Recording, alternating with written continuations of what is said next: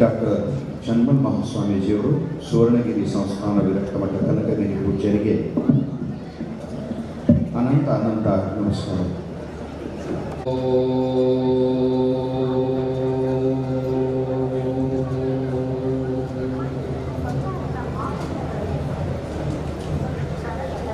ತತ್ಸತ್ ಪರಬ್ರಹ್ಮಣೇ ನಮಃ. ಸಿದ್ಧ ಸದ್ಗುರು ಪಾದಾಬ್ಜಂ ಜನನೀ ಜನಕೌ ತಥಾ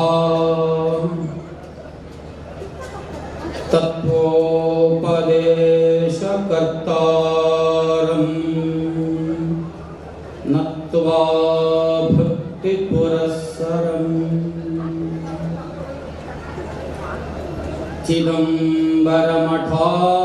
ಚಿದಂಬರಮಠಾಧೀಶಂ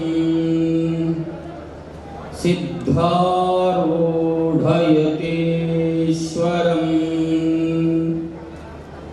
ಶಿಷ್ಯ ಪ್ರಶಿಷ್ಯ ರೂಪೇಣ ಬೋಧಕಂ ಗುರುಂ ಆಶ್ರಯೇ ಯದಂಘ್ರೇ ಕಮಲದ್ವಂದ್ವಂ ತಾಪತ್ರಯ ನಿವಾರಕಂ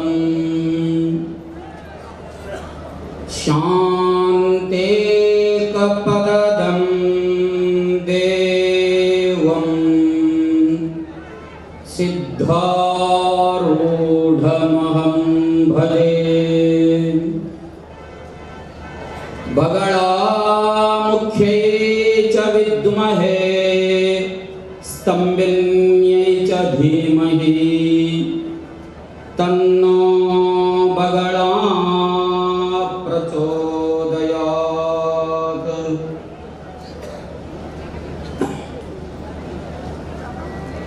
ಪರಮ ಪೂಜ್ಯ ಪ್ರಾತಸ್ಮರಣೀಯ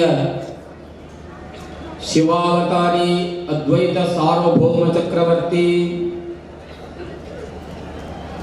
ಮಹಾಮಹಿಮ ಪುರುಷ ಜಗದ್ಗುರು ಸಿದ್ಧಾರೂಢ ಮಹಾಸ್ವಾಮೀಜಿಯವರ ಪವಿತ್ರ ಚರಣ ಕಮಲಗಳಲ್ಲಿ ಅನಂತ ಕೋಟಿ ಶಿರಸಾಷ್ಟಾಂಗ ಪ್ರಣಾಮಗಳನ್ನು ಸಮರ್ಪಿಸಿ ಶ್ರೀ ಆರೂಢರ ಕರಕಮಲ ಸಂಜಾತರು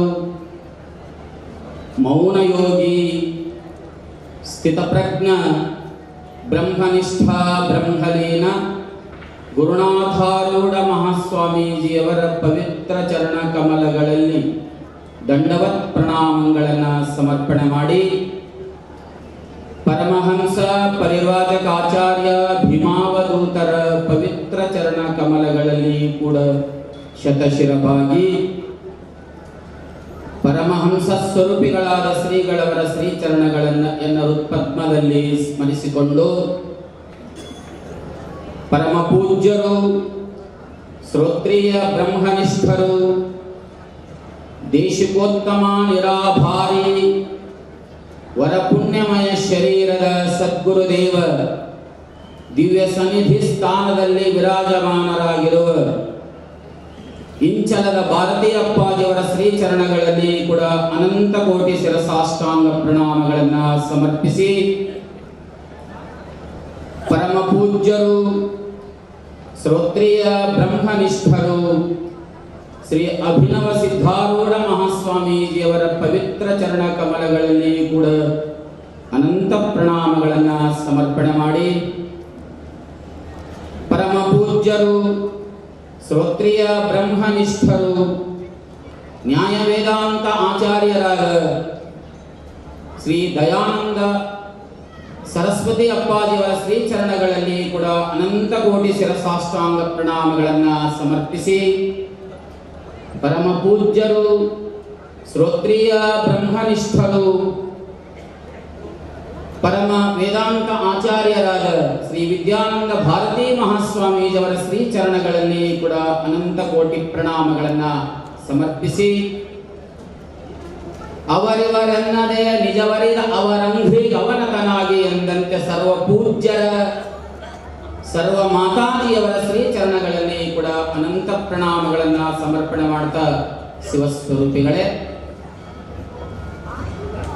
ಶ್ರೀಮದ್ ಭಗವದ್ಗೀತಾ ಉತ್ಪತ್ತಿಂಚ ವಿನಾಶಂಚ ವಿದ್ಯಾಂಚ ಅವಿದ್ಯಾಂಚ ಗತಿಂಚ ಆಗತಿಂಚ ಸ ವಾಚ್ಯೋ ಭಗವಾನಿತಿ. ಭಗನಾಂ ಷಣ್ಣಾಮಿತಿ ರಣಾಃ. ಅರ್ಥಾತ್ ಮಹಾದೈಶ್ವರ್ಯ ಸಂಪತ್ತುಳ್ಳಂತ ಉತ್ಪತ್ತಿ ವಿನಾಶ ಗತಿ ಆಗತಿ ವಿದ್ಯಾ ಅವಿದ್ಯಾ ಇವುಗಳನ್ನ ಚೆನ್ನಾಗಿ ಬಲ್ಲಂಥವನಾಗಿರುವ ಆಯಾವ ಭಗವಂತ ಏನು ಹೇಳಿದಾನೆ ಅಂತ ಕೇಳಿದ್ರೆ ಗೀತಾ, ಭಗವದ್ಗೀತಾ. ಗೀತಾ ಅಂದ್ರೆ ಏನು ಅಂತಂದ್ರೆ ಬ್ರಹ್ಮ ತತ್ವೋಪದೇಶಮಯಿ ಗೀತಾ. ಇದರಲ್ಲಿ ಏನಿದೆ? ಭಗವದ್ಗೀತೆಯಲ್ಲಿ ಬ್ರಹ್ಮ ತತ್ವವನ್ನೇ ಪ್ರತಿಪಾದನೆ ಮಾಡಿದರೆ ಇಂಥ ಭಗವದ್ಗೀತೆಯ ಬಗ್ಗೆ ಭಗವಾನ್ ಶಂಕರ ಆಚಾರ್ಯರು ಒಂದು ಮಾತು ಹೇಳ್ತಾರೆ, ತದಿದಂ ಗೀತಾಶಾಸ್ತ್ರಂ ಸಕಲ ವೇದಾರ್ಥ ಸಾರ ಸಂಗ್ರಹ ಭೂತಂ ಗೀತಾ. ಗೀತೆಯಲ್ಲಿ ಏನೇನು ಉಪದೇಶ ಇದೆ ಅಂತ ಕೇಳಿದ್ರೆ ಸಕಲ ವೇದಾರ್ಥ ಸಾರ ಸಂಗ್ರಹ ಭೂತಂ. ಅದಕ್ಕಾಗಿ ಹೇಳಿದರೆ ಅವರು ಸರ್ವೋಪನಿಷದೋ ಗಾವೋ ದುಗ್ಧಾ ಗೋಪಾಲನಂದನ ಪಾರ್ಥೋ ವತ್ಸ ಸುಧೀರ್ಭೋಕ್ತ ದುಗ್ಧಂ ಗೀತಾ ಅಮೃತಂ ಮಹದ. ಗೀತಾ ಅಂದ್ರೆ ಏನು ಅಂತ ಹೇಳಿದ್ರೆ ಅಮೃತ, ಅಮೃತ ಸ್ವರೂಪ. ಇಂಥ ಯಾವ ಗೀತೆಯ ಬಗ್ಗೆ ಭಗವಂತ ಕೂಡ ಶ್ರೀಕೃಷ್ಣ ಪರಮಾತ್ಮ ಹೇಳ್ತಾನೆ. ಏನು ಹೇಳ್ತಾನೆ ಅಂತಂದ್ರೆ ಗೀತಾ ಜ್ಞಾನಂ ಉಪಾಶ್ರಿತ್ಯ ತ್ರೀನ್ ಲೋಕಾನ್ ಪಾಲಯಾಮಿ ಅಹಂ. ನೋಡಿ, ಭಗವಾನ್ ಶ್ರೀಕೃಷ್ಣ ಗೀತೆಯ ಮಹತ್ವವನ್ನ ಹೇಳಿ ಏನು ಹೇಳ್ತಾ ಇದ್ದಾನೆ ಅಂದ್ರೆ ಗೀತಾ ಜ್ಞಾನಂ ಉಪಾಶ್ರಿತ್ಯ ಅಂದ್ರೆ ಆ ಯಾವ ಗೀತೆಯಲ್ಲಿರುವಂತ ಮಹತ್ರೂಪವಾಗಿರುವಂತ ಯಾವ ಜ್ಞಾನವನ್ನ ಆಶ್ರಯ ಮಾಡಿಕೊಂಡು ತ್ರೀನ್ ಲೋಕಾನ್ ಪಾಲಯಾಮಿ ಅಹಂ ಅಂತ ಹೇಳ್ತಾರೆ. ಅಂದ್ರೆ ಗೀತೆಯಲ್ಲಿರುವಂತ ಜ್ಞಾನವನ್ನ ಆಶ್ರಯ ಮಾಡಿಕೊಂಡು ನಾನು ಈ ಮೂರು ಲೋಕಗಳನ್ನ ಪಾಲಿಸ್ತಾ ಇದ್ದೇನೆ ಅಂತ ಗೀತೆಯ ಮಹತ್ವವನ್ನ ಭಗವಾನ್ ಶ್ರೀಕೃಷ್ಣ ಪರಮಾತ್ಮ ಹೇಳ್ತಾ ಇದ್ದಾನೆ. ಇಂಥ ಯಾವ ಶ್ರೀಮದ್ ಭಗವದ್ಗೀತೆಗೆ ಭಗವಾನ್ ಶಂಕರ ಆಚಾರ್ಯರು ಭಾಷ್ಯವನ್ನ ಬರೆದ ಬಳಿಕ ಅನೇಕ ಆಚಾರ್ಯರು ಕೂಡ ವ್ಯಾಖ್ಯಾನವನ್ನ ಮಾಡ್ತಾ ಬಂದಿದ್ದಾರೆ. ಇಂದು ಅಧಿಕರಣವಾಗಿಟ್ಟುಕೊಂಡಿರುವಂತಹ ವಿಷಯ ನಾಸತೋ ವಿದ್ಯತೆ ಭಾವೋ ನಾಭಾವೋ ವಿದ್ಯತೆ ಸತಃ ಉಭಯೋರಪಿ ದೃಷ್ಟವಂತಹ ವನಯೋ ತತ್ವದರ್ಶಿಭಿ ಅಂತ ಏನು ಶ್ಲೋಕ ಇದೆಯಲ್ಲ, ಇದಕ್ಕಿಂತ ತತ್ಪೂರ್ವದಲ್ಲಿ ದೇಹಿನೋ ಅಸ್ಮಿನ್ ಯಥಾ ದೇಹೇ ಕೌಮಾರಂ ಯೌವನಂ ಜರ ತಥಾ ದೇಹಾಂತರ ಪ್ರಾಪ್ತಿ ಧೀರಸ್ತತ್ರ ನಾಮುಹ್ಯತಿ ಎನ್ನುವ ಶ್ಲೋಕದಿಂದ ಹಿಡಿದು ನಾಸತೋ ವಿದ್ಯತೆ ಭಾವೋ ನಾಭಾವೋ ವಿದ್ಯತೆ ಸತಃ ಎನ್ನುವ ಈ ಶ್ಲೋಕ ಪರ್ಯಂತರವಾಗಿ ಏನನ್ನು ಪ್ರತಿಪಾದನೆ ಮಾಡ್ತಾ ಇದೆ ಅಂತ ಕೇಳಿದ್ರೆ ಹೇಳ್ತಾರೆ ಆಚಾರ್ಯರು, ಆತ್ಮನೋ ಅವಿನಾಶಿತ್ವಾತ್ ನಿತ್ಯತ್ವೇ ದೃಷ್ಟಾಂತಃ. ಈ ನಾಲ್ಕು ಶ್ಲೋಕಗಳ ಪರ್ಯಂತರವಾಗಿ ಏನು ಉಪದೇಶ ಮಾಡಿದ್ದಾರೆ ಅಂತ ಹೇಳಿದ್ರೆ ಆತ್ಮನೋ ಅವಿನಾಶಿತ್ವಾತ್. ಆತ್ಮ ಹೇಗಿದ್ದಾನೆ? ಅವಿನಾಶಿಯಾಗಿದ್ದಾನೆ, ಅಂದ್ರೆ ನಾಶವಿಲ್ಲ.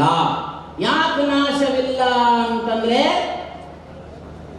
ನಾ ಜಾಯತೆ ಮ್ರಿಯತೆ ವಾ ಕದಾಚಿತ್ ನಾಯಂ ಭೂತ್ವಾ ಭವಿತಾ ವಾ ನಾ ಭೂಯಃ ಅಜೋ ನಿತ್ಯಃ ಶಾಶ್ವತೋ ಅಯಂ ಪುರಾಣೋ ನಾ ಹನ್ಯತೆ ಅನ್ಯಮಾನೆ ಶರೀರೆ. ಅವ ಹುಟ್ಟೇ ಇಲ್ಲ, ಹುಟ್ಟಿದ್ರೆ ನಾಶ ಹೇಳಲಿಕ್ಕೆ ಬರ್ತದೆ. ಅದಕ್ಕೆ ಅವಿನಾಶಿತ್ವ. ಮತ್ತು ಮುಂದೆ ಏನು ಹೇಳ್ತಾರೆ ಈ ಶ್ಲೋಕದ ಅಭಿಪ್ರಾಯ ಅಂತ ಹೇಳಿದ್ರೆ ನಿತ್ಯತ್ವೇ. ಆತ್ಮ ಹೇಗಿದ್ದಾನೆ? ಅವಿನಾಶಿಯಾಗಿದ್ದಾನೆ. ಮತ್ತು ಹೇಗಿದ್ದಾನೆ ಅಂತ ಕೇಳಿದ್ರೆ ನಿತ್ಯತ್ವೇ, ಅವ ನಿತ್ಯನಾಗಿದ್ದಾನೆ. ಅದಕ್ಕಾಗಿ ಹೇಳ್ತಾರೆ ನಿತ್ಯ ಅನ್ನೋದಕ್ಕೆ ಏನು ಹೇಳ್ತಾ ಇದ್ದಾರೆ ಅಂತ ಹೇಳಿದ್ರೆ, ಅಭಾವ ಚತುಷ್ಟಯ ವಿಲಕ್ಷಣತ್ವಾತ್ ನಿತ್ಯ. 4 ಅಭಾವಗಳಿಂದ ಪ್ರಾಕ್ ಅಭಾವ, ಪ್ರಧ್ವಂಸ ಅಭಾವ, ಅನ್ಯೋನ್ಯ ಅಭಾವ, ಅತ್ಯಂತ ಅಭಾವಗಳಿಗೆ ಅವ ವಿಲಕ್ಷಣನಾಗಿದ್ದಾನೆ ಎನ್ನುವ ನಿತ್ಯತ್ವೇ ದೃಷ್ಟಾಂತಹ. ಈ 4 ಶ್ಲೋಕಗಳಲ್ಲಿ ಆತ್ಮನ ಅವಿನಾಶಿಯಾಗಿದ್ದಾನೆ, ನಿತ್ಯನಾಗಿದ್ದಾನೆ ಅನ್ನುವುದರ ಬಗ್ಗೆ ದೃಷ್ಟಾಂತಗಳನ್ನು ತಿಳಿಸಿಕೊಂಡು ಹೇಳ್ತಾ ಬರ್ತಾ ಇದ್ದಾರೆ.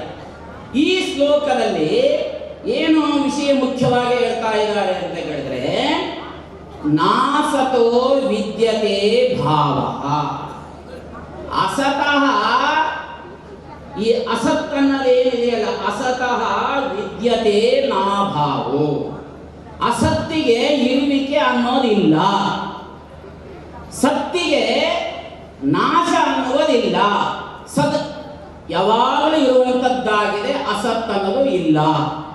ಇಲ್ಲಿ 2 ಅಭಾವಗಳನ್ನು ತಿಳಿಸ್ತಾ ಇದ್ದಾರೆ. ಪ್ರಾಕ್ ಅಭಾವ, ಪ್ರಧ್ವಂಸ ಅಭಾವ.